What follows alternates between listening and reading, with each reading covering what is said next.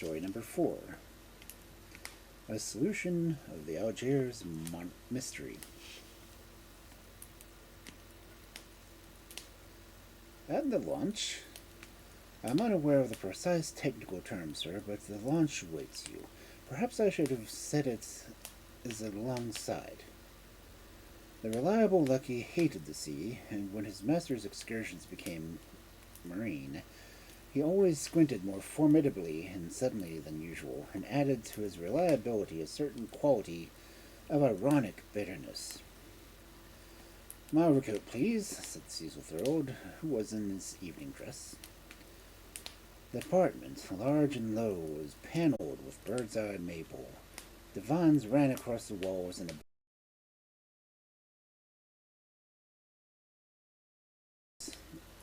by the skins of wild African animals. In one corner was a Steinway piano, with the score of the orchid upon the music stand. In another lay a large flat bowl filled with blossoms that did not bloom in England.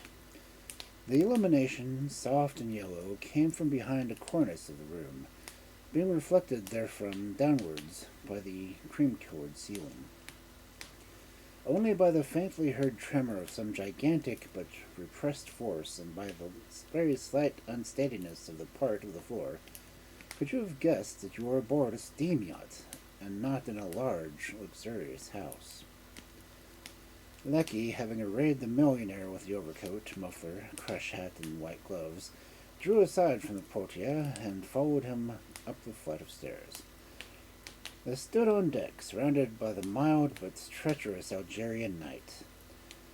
From the white double funnels of thin smoke oozed. On the white bridge, a second mate, a spectral figure, was testing the engine room signals, and the sharp noise of the bell seemed to desecrate the mysterious silence of the bay. But there was no other sign of life. The waiting launch was completely hidden by the high bows of the Clarabelle. In distant regions of her deck, glimmering beams came oddly up from below, throwing into relief some part of the boat on its davits or the section of the mast. Cecil looked about him, and the scarred light of the boulevard Carnot, and the riding lanterns of the vessels in the harbor.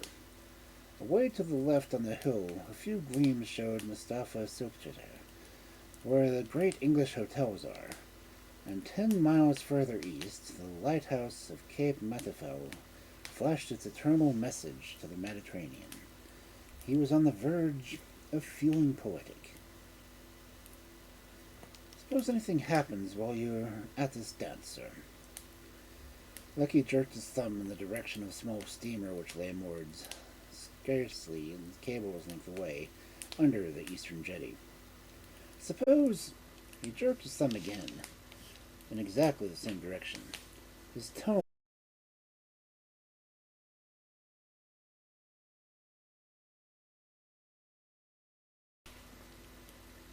"You had better fire our beautiful brass cannon," Cecil replied. "Have it fired 3 times. I shall hear it well up enough in Mustapha." He descended carefully into the launch, and was whisking puffingly over the dark surface of the bay and landing stage, where they summoned the fiacre.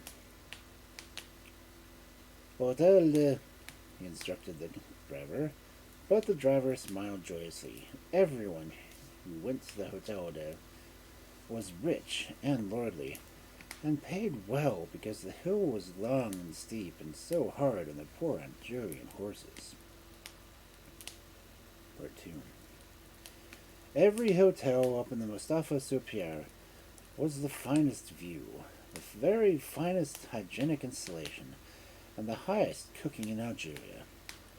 In other words, each is better than all the others. Hence the Hotel de could not be called first among equals, since there were no equals, and one must be content to describe it as its first among the unequaled. First, it undoubtedly was, and perhaps will be again. Although it was new, it had what one visitor termed that indefinable thing, cachet. It was frequented by the best people, namely the richest people, the idlest people, and most arrogant people, the most bored people, and the most titled people, that came to the northern shores of the Mediterranean in search of what they would never find an escape from themselves. It was a vast building planned on a scale as spacious only as possible in the district which commercial crisis had depressed the value of the land, and it stood in the midst of a vast garden of oranges, lemons, and medlars. Every room, and there were 3 stores and 200 rooms, faced south. This was charged for the bill. The public rooms, ornamental in chamber, were immense and complete. They included a dining room, a drawing room, a reading room, a smoking room, a billiard room, a bridge room, a ping-pong room, a concert room with resident orchestra, and a room where asocias, negros, and other curiosities of the native town might perform before select parties.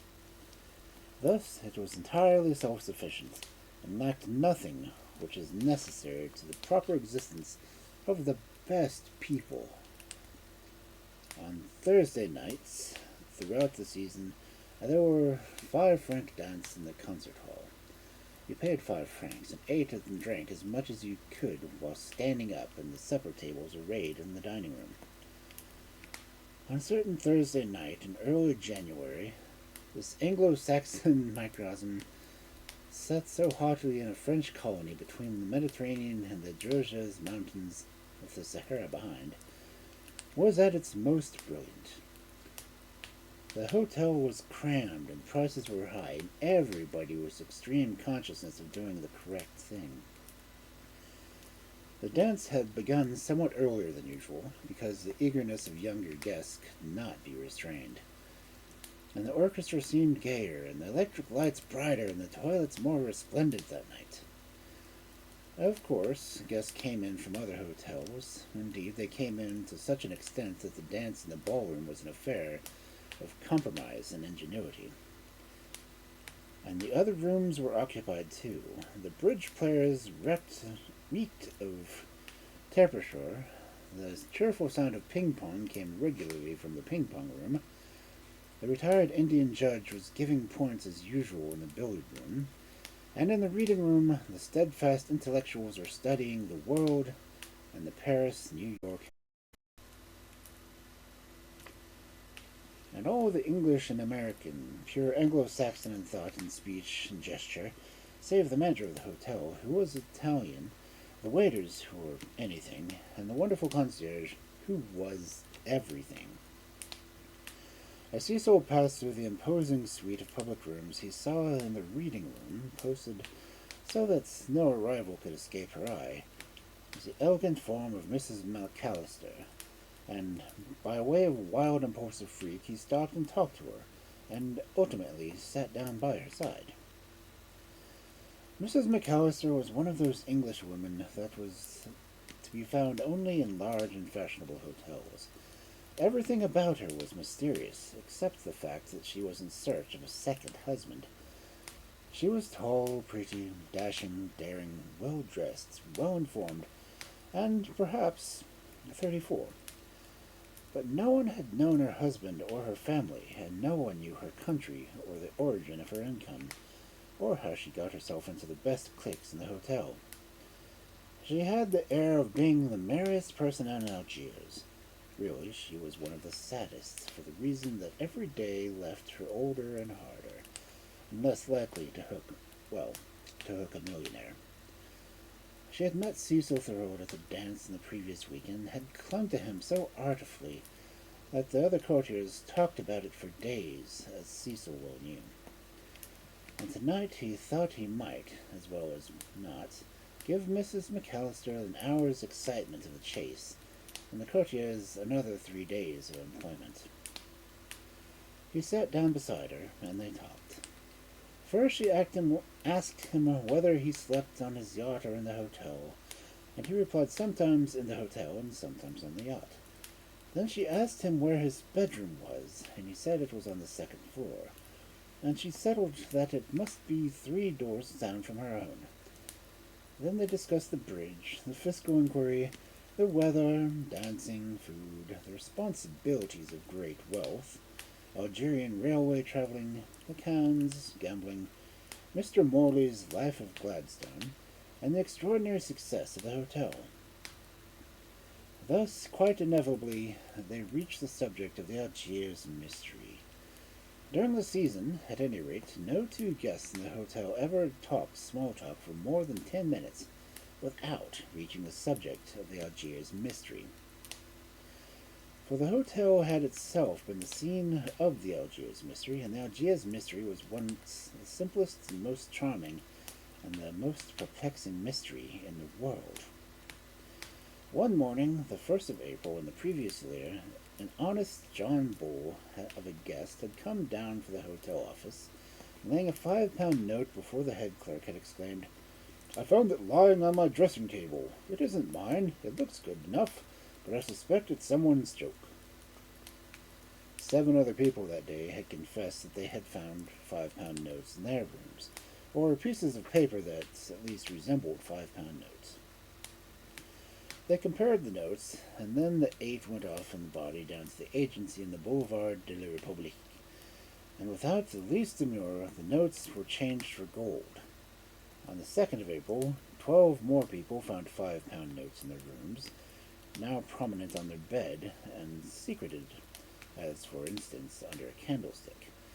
Cecil himself had been a recipient. Watches were set, but with no result whatever. In a week, nearly £700 had been distributed amongst the guests and generous and visible ghosts. It was magnificent, and it was very soon that every newspaper in England and America, some of the guests did not care for it, and thought it queer and uncanny, and not nice, and these left. But the majority cared for it very much indeed, and remained till the utmost limit of the season. The rainfall of notes had not recommenced so far in the present season. Nevertheless, the hotel had been thoroughly well patronized from the November onwards, and there was scarcely a guest but who went to sleep at night hoping to discover a fiver in the morning. "Advertisement," some of the perspicuous individuals cried. Of course, the explanation was an obvious one, but the manager had indignantly and honestly denied knowing of the business, and moreover, not a single guest had caught a single note in the act of setting down. Further, the hotel changed hands, and the manager left. The mystery, therefore, remained, and a delightful topic as always for discussion. After Cecil chatted with Miss McAllister, they danced, 2 dances, and the hotel began audibly to wonder what Cecil could do and be such a fool. When at midnight he retired to bed, many mothers of daughters and daughters of mothers were justifiably angry, and consoled themselves by saying that he had disappeared in order to hide from the shame which must have suddenly overtaken him. As for Miss McAllister, she was radiant. Surely safety in his room, Cecil looked down and wedged the door, and opened the window and looked out to the balcony at the starry night. He could hear cats playing on the roof. He smiled when he thought of the things that Mrs. McAllister had said and the ardor of her glances. Then he felt sorry for her. Perhaps it was the whiskey and soda which he had just drunk that momentarily warmed his heart towards the lonely creature. Only one item of her artless gossip had interested him, the statement that the new Italian manager had been ill in bed all day. He emptied his pockets, and standing in the chair, put his pocketbook on the top of the wardrobe where no Algerian marauder would think of looking for it, his revolver tucked under his pillow, and in 3 minutes he was asleep. Part 3. He was awakened by a vigorous pulling and shaking of his arm, as he, who usually woke wide at least alone, came up to his senses with difficulty. He looked up. The electric light had been turned on. "There's a ghost in my room, Mr. Thorold. You'll forgive me, but I'm so—" It was Mrs. McAllister, disheveled and in white, who stood over him. This really is a bit too stiff, he thought vaguely and sleepily, regretting his impulsive flirtation of the previous evening. Then he collected himself and sternly, severely said that if Mrs. McAllister would retire to the corridor, he would follow in a moment. He added that she might leave the door open if she felt afraid. Mrs. McAllister retired sobbing, and Cecil arose. He went first to consult his watch. It was gone. A chronometer worth a couple of £100. He whistled, climbed onto the chair, and discovered that his pocketbook was no longer in the place of safety on top of the wardrobe. It had contained something over £500 in a highly negotiable form. Picking up his overcoat, which lay on the floor, he found that the fur lining, a millionaire's fancy, which had cost him nearly £150, had been cut away, and no more to be seen. Even the revolver had departed from under his pillow. Well, he murmured, this is decidedly a grand matter. Quite suddenly it occurred to him, as he noticed a particular taste in his mouth, that the whiskey and soda had contained more than whiskey and soda. He had been drugged. He tried to recall the face of the waiter who had served him. Eyeing the window and the door, he argued that the thief had entered by the former and departed by the latter. But the pocketbook he used must have been watched. Mrs. McAllister, stripped now of all dash and daring, could be heard in the corridor. Can she? He speculated for a moment, then he decided positively in the negative. Mrs. McAllister could have no design on anything but a bachelor's freedom. He assumed his dressing gown and slippers and went with her. The corridor was darkness, and she stood in the light of the doorway. Now, he said, this ghost of yours, dear lady. You must go first, he whimpered. I daren't. It was a white, but with a black face. It was at the window. Cecil, getting a candle, obeyed, and having penetrated alone into the lady's chamber, he perceived, to begin with, that the pane had been pushed out of the window by the old, noiseless device of a sheet of treacled paper, and then, examining the window more closely, he saw that outside a silk ladder depended from the roof and railed to the balcony.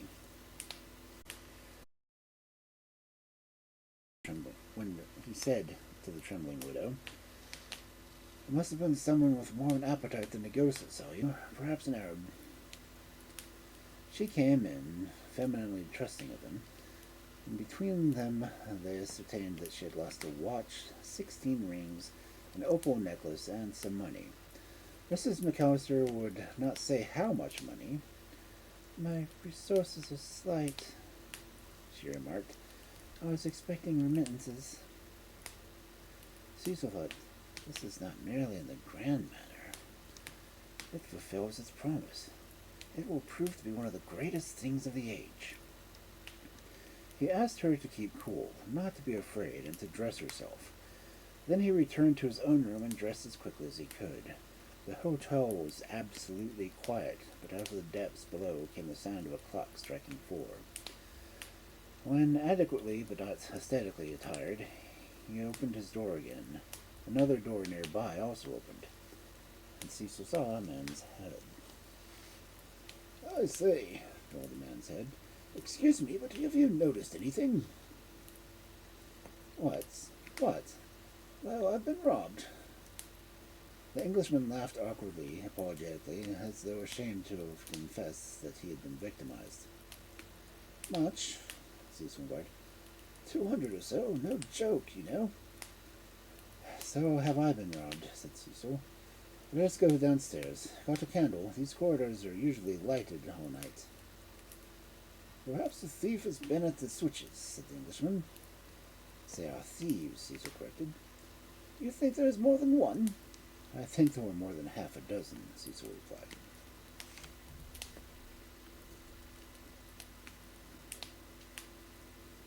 The Englishman was dressed, and the two descended together, candles in hand, forgetting the lone lady. But the lone lady had no intention of being forgotten, and she came after them, almost screaming. They had not reached the ground floor before 3 other doors had opened and 3 other victims proclaimed themselves. Cecil led the way through the splendid saloons, and now so ghastly with their elegance, which only 3 hours before had been an illuminated scene of such polite revelry.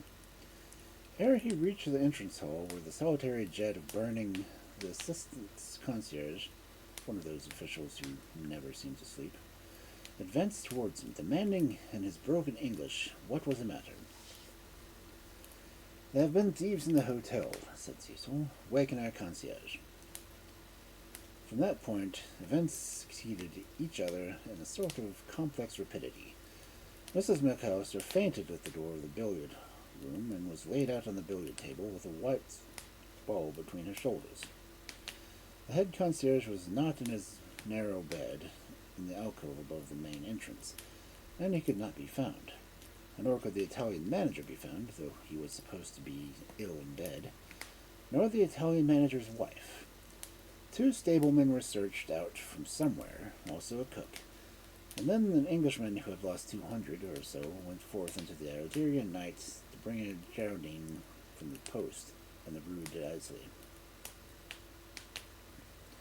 Cecil Thorold contented himself with talking to the people as in ones or twos, and in various stages of incorrectness. They came in the public rooms, now brilliantly lighted. All who came had been robbed. What surprised him was the slowness of the hotel to wake up. There were 220 guests in the place. Of these, in a quarter of an hour, perhaps 15 had risen. The remainder were apparently oblivious to the fact that something very extraordinary and something probably very interesting to them personally had occurred and was occurring. "Why, it's a conspiracy, sir. It's a conspiracy. That's what it is," decided the Indian judge. "Gang is a shorter word," Cecil observed, and the young girl with the mackintosh giggled. Sleepy employees now began to appear, and the rumor ran that 6 waiters and a chambermaid were missing. Mrs. McAllister rallied from the billiard table and came to the drawing room, where most of the company had gathered. Cecil yawned. The influence of the drug was still upon him, as she approached him and weakly spoke. He answered absently. He was engaged in watching the demeanor of these idlers on the face of the earth. How incapable they seemed of any initiative, and yet with what magnificent Britannic phlegm they had endured this strange situation. The talking was neither loud nor impassioned. Then a low, distant sound of a cannon was heard. Once, twice, and thrice.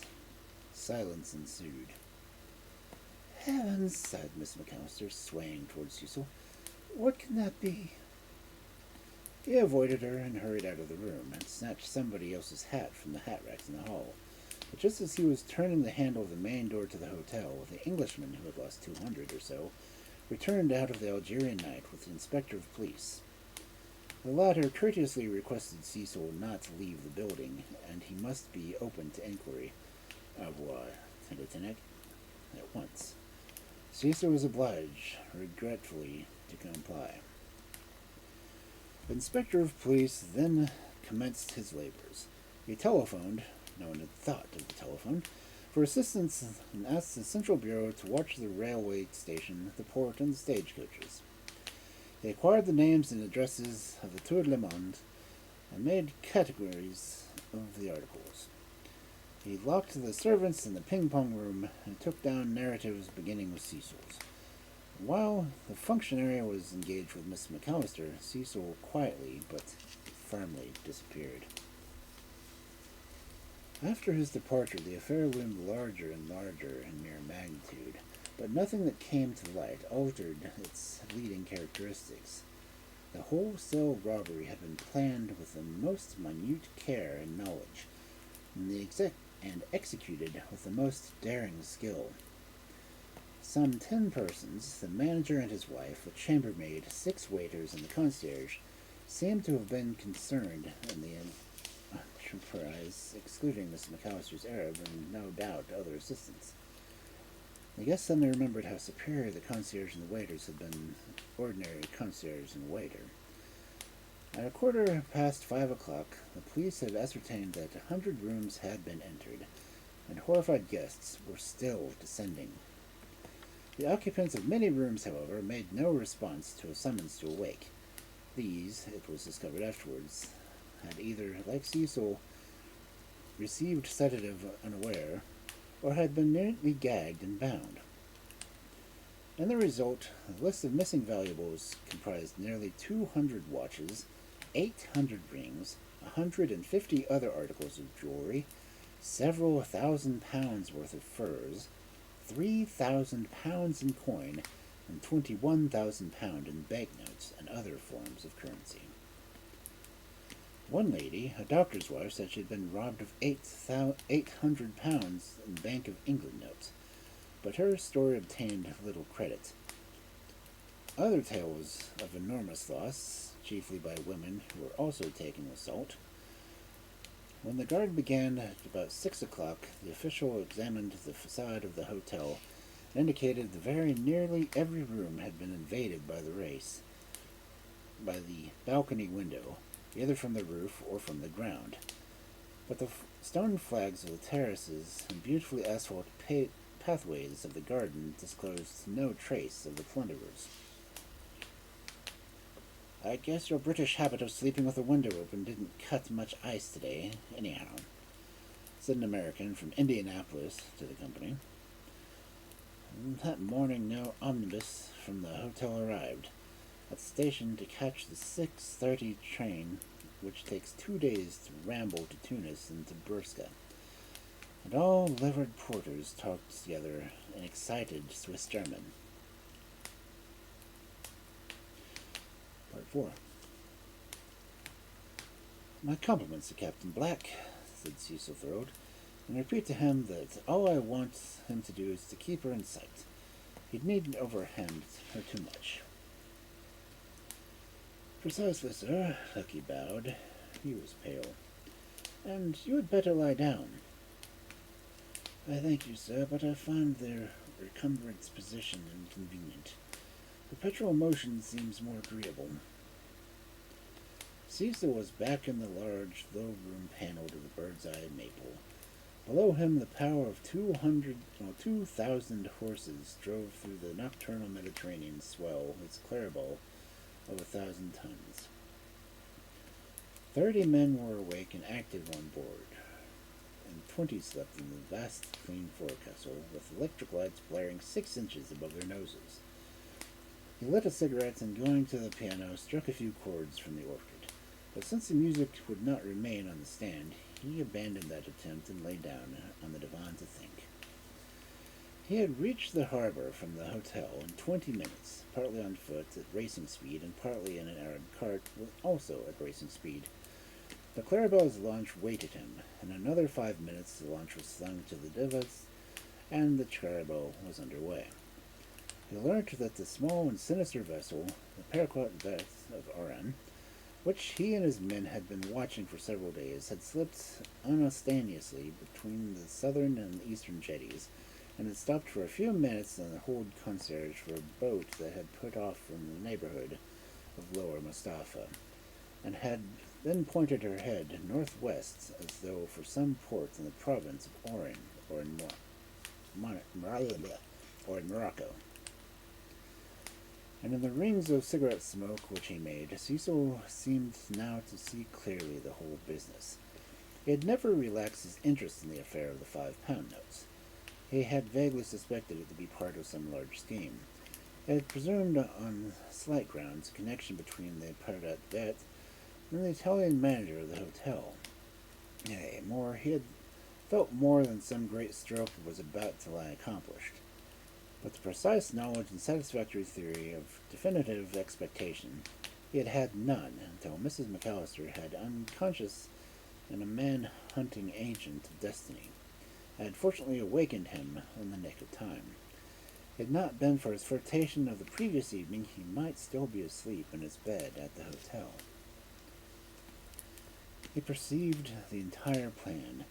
The £5 notes had been mysteriously scattered, certainly to advertise the hotel, but only to advertise it for a particular and colossal end, to fill it full and overflowing with fat victims. The situation had been thoroughly studied in all its details, and the task had been divided and allotted to various brains.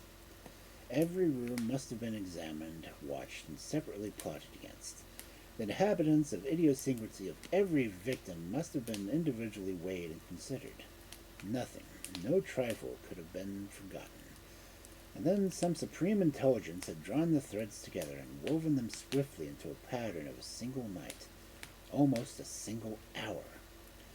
And the loot, Cecil could estimate it pretty accurately, had been transported down the hill to Mustafa and Ferreira, tossed into a boat into the Puerto Vet, and the Paris Vert, with loot and looters on board, was bound, probably, for one of those obscure and infamous ports of Oran and Morocco. Cannes, Macedonium, Bensva, Messila, or the city of Oran or Tangier itself. He knew something of the Spanish and Maltese dens of Oran and Tangier, the clearinghouses for stolen goods of 2 continents, and the impregnable refuge of scores of ingenious villains. And when he reflected upon the grandeur and its immensity of the scheme, so simple in its essence and so leisurely in its achievement, like most grand schemes, when he reflected upon the imagination which had been necessary to conceive it, and the generalship which had been necessary in its successful conclusion, he murmured admiringly, "The man who thought of that and did it may be a scoundrel, but he is also an artist, and a great one." And just because he, Cecil Thorold, was a millionaire and possessed £100,000 toy, which could do 19 knots an hour and cost £1,500 a month to run, he was about to defeat that great artist and nullify the great scheme, and incidentally to retrieve his watch, his revolver, his fur, and his £500. He had only to follow and to warn one of the French torpedo boats, which was always patrolling the coast between Algiers and Oran, and the bubble would be burst. He sighed for the doomed artist, and he wondered what the victimized crowd of European loungers who lounged sadly around the Mediterranean in winter, and sadly around Europe in the summer, and had done with their languid and luxurious lives, when they could be saved, after all, from the pillage to which the great artist's theft had subjected them. Then Lecky re-entered the stateroom. "Shall we have a difficulty keeping the Parrot Vert in sight, sir?" "What?" exclaimed Cecil. "That tub? That coffin? You don't mean she can do 20 knots?" "Exactly, sir. Coffin. I mean, she is sinking." Cecil ran on deck. Dawn was breaking over Matavelle, and faint, cold, gray light touched here and there in the heaving sea. His captain spoke and pointed, ahead, right ahead, less than a mile away. The Paroquet Vert was sinking by the stern, and even as they gazed at her, the boat detached itself from her side with a gaze in the morning mist, and she sank, disappeared, vanished amid a cloud of escaping steam. They were 4 miles northeast of the Cape Coxon. 2 miles further westward, a big Dominion liner, bound direct for Algiers from the New World, was approaching and had observed the catastrophe, for she altered her course. In a few minutes, the Clarabelle picked up the boat of the Paraton. It contained 3 Arabs. 5. The tale told by the Arabs, 2 of them were brothers, and all 3 came from Oran, fully sustained Cecil's theory of the spoliation of the hotel. Naturally, they pretended at first to be an entire innocence concerning the schemes of those who had charge of the Paroquet Vert. The 2 brothers, who were black with coal dust when rescued, swore that they had been physically forced to work in the stokehold, but ultimately all 3 had to admit knowing the things of the decidedly incriminating, and all 3 got 3 years imprisonment. The only part of the Algiers mystery which remained a mystery was the cause of the sinking of the Paroquet Vert. Whether she was thoroughly unseaworthy, she had been picked up cheap in Manila, or someone else, not on board, had deliberately arranged her destruction, perhaps to satisfy the Moorish vengeance, was not ascertained. The 3 Arabs could only be persuaded to say that there had been 11 Europeans and 7 natives on the ship, and that they alone, at the mercy of Allah, had escaped from the swift catastrophe. The hotel underwent an acute crisis from which, however, it was emerging. For over a week, a number of pillage guests discussed the driving enterprise of salvage. But the estimates were too high, and it came of nothing. So they all, Cecil included, began to get used to the idea of possessing irrecoverable property to the value of £40,000 in the Mediterranean. The superb business in telegraphed remittances was done for several days. The 15 beings who had been accompanied by the Paraquat Vert to the bottom were scarcely thought of, for it was almost universally agreed that the way of the transgressors is and ought to be hard. As for Cecil Thorold, the adventure, at first so full of promise of joy, left him melancholy, until an unsuspected sequel diverted his channel of his thoughts.